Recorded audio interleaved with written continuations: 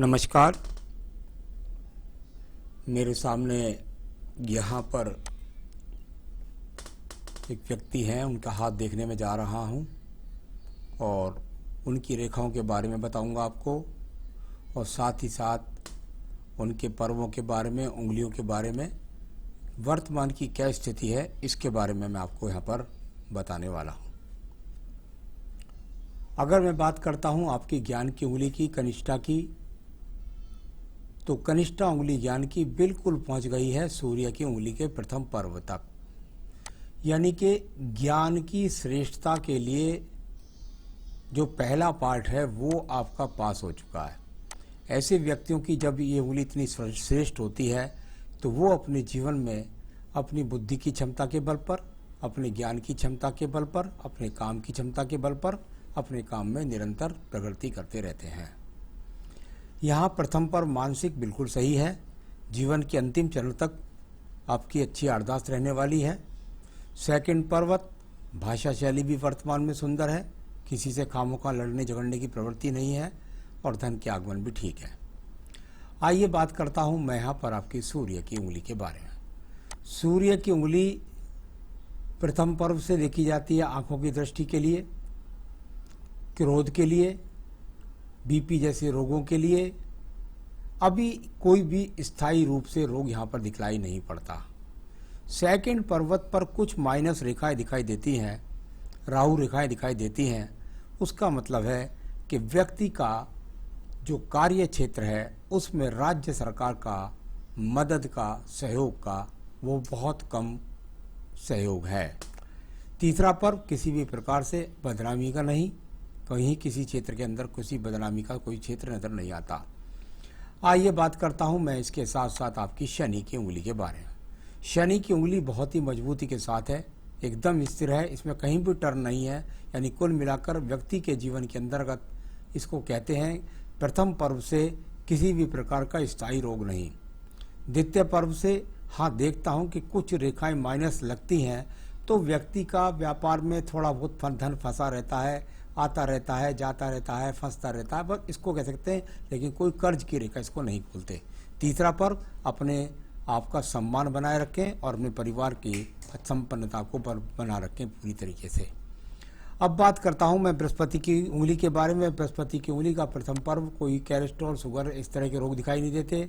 Second पर्वत पर कुछ माइनस रेखाएं हैं, बस ये कह सकते हैं कि थोड़ा सा पति पत्नी के बीच में वैचारिक मतभेद, थोड़ा सा, कोई बहुत बुरी बात नहीं है। तीसरा, परिवार की संपन्नता के लिए यानी बच्चों का पूर्ण सहयोग आपके साथ में मौजूद है।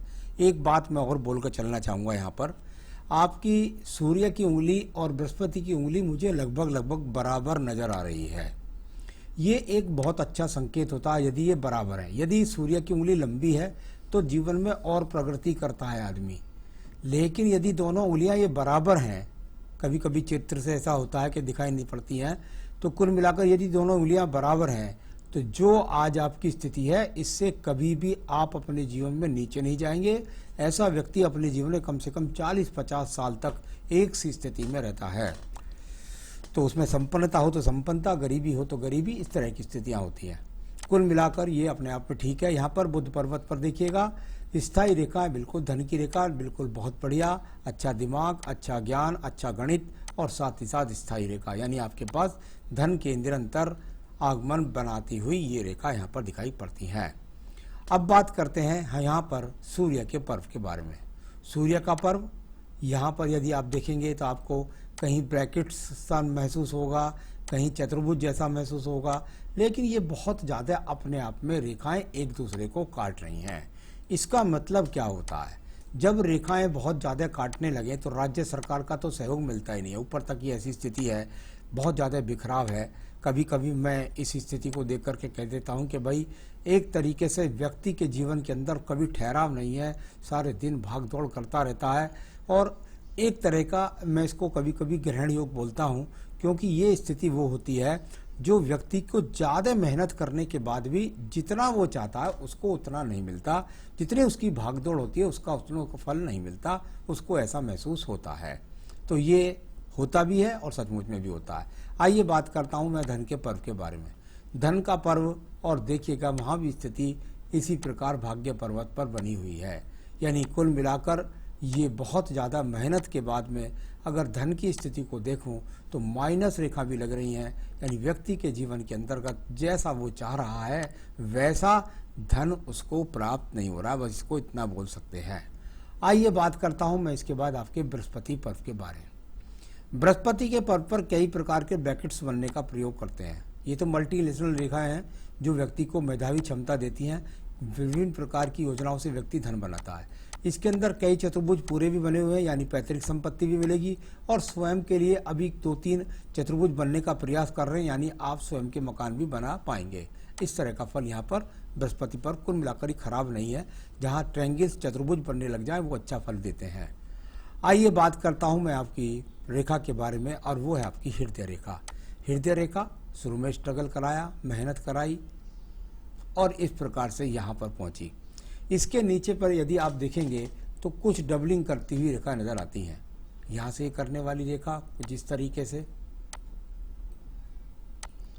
जब ये रेखाएं इस तरह से होती हैं तो मन के अंदर कहीं ना कुछ चलता रहता है। यानी मन जो भी काम कर रहे हैं, जो भी चीज कर रहे हैं, उससे आप अपने आप से संतुष्ट नहीं है।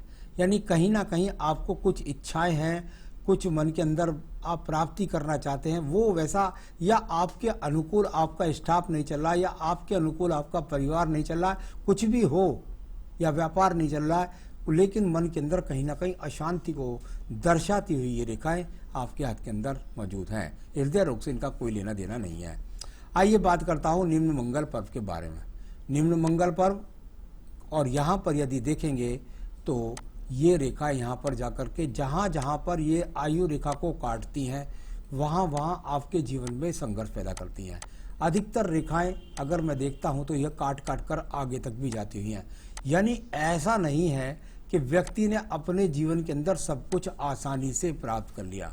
मेरे हिसाब से ये काफ़ी मेहनत और काफ़ी संघर्ष की रेखाएं हैं जो कर्म क्षेत्र के लिए जाती है, और व्यक्ति कर्म भी करता रहता है। यानी व्यक्ति उदासीन नहीं है, कर्म करने में अपने आप को व्यक्त करता है। आइए बात करता हूँ इसके बाद आपकी बुद्धि रेखा के बारे में।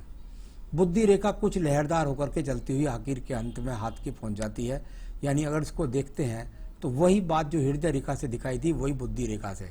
मन के अंदर कहीं ना कहीं अपने आप से कुछ असंतुष्टि से लगना, और कभी कभी तो व्यक्ति ठहरा भी नहीं ले पाता, सोचता है कि यार ये नहीं है, दूसरा कुछ करना चाहिए। इस तरह का मन स्थिर बुद्धि रहती है लगातार। इसको बहुत सारी राहु रेखाओं ने काट रखा है, इसलिए वो ज़्यादा और परेशान करती हैं। तो इतनी सारी जब राहु रेखाएं काटने लगे तो ये भी आपके मन के अंदर जो है एक तरीके से बुद्धि में ठहराव नहीं रहने देती, टेंशन देती हैं, इस प्रकार बोल सकते हैं। अब बात करते हैं द्वितीय मंगल पर्व के बारे में। द्वितीय मंगल पर्व, इसकी रेखा का संबंध सूर्य पर्व से, यानी व्यक्ति के जीवन के अंदर भाग दौड़ है, ऊपर भी दिखाई देती है, लेकिन साइड में 3, 4, 5 रेखा खड़ी हैं।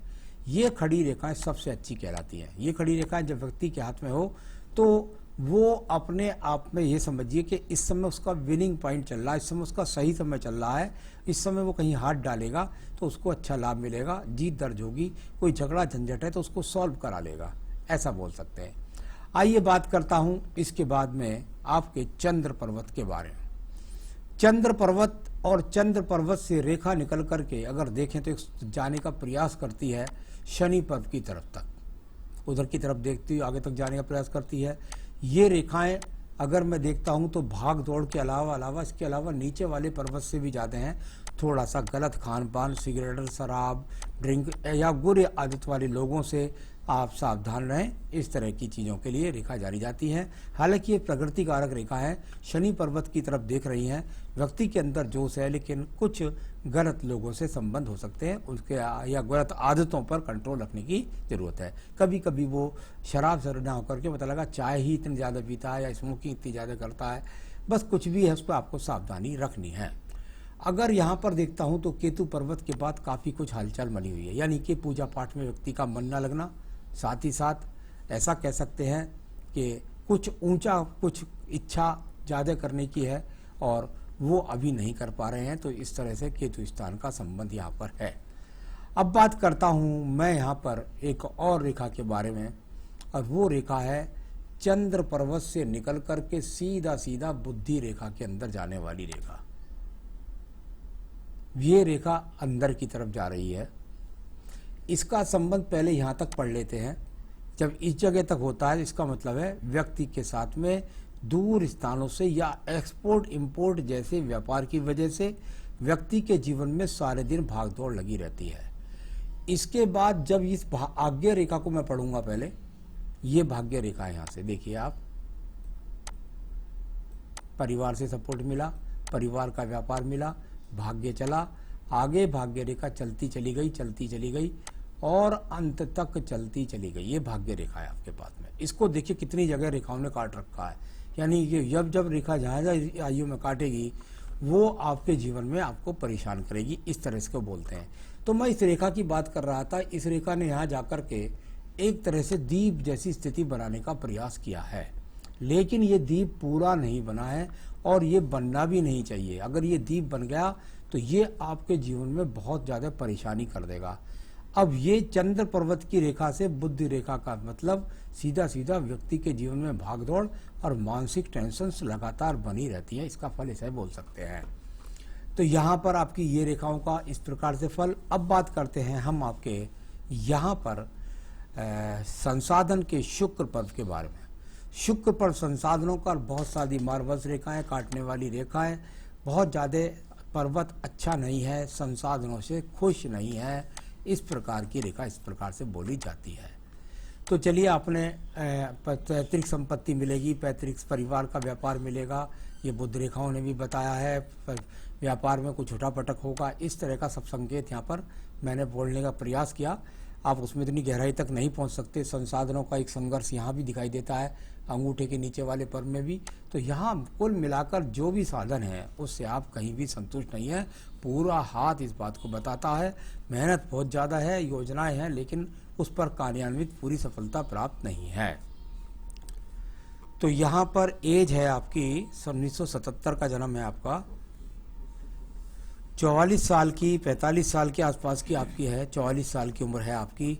और 44 साल में किस तरह का घटनाक्रम हाथ में चल रहा है ये मैंने यहाँ पर सब देख लिया है। मैं आपको बताने वाला हूँ कि अभी 44 वर्ष में आप कहीं भी परिवार से अलगाव के लिए प्रयास मत कीजिए, क्योंकि जो राहु रेखा यहाँ पर लगी हैं उससे उलटफेर हो जाएगा और आपको भारी नुकसान हो जाएगा।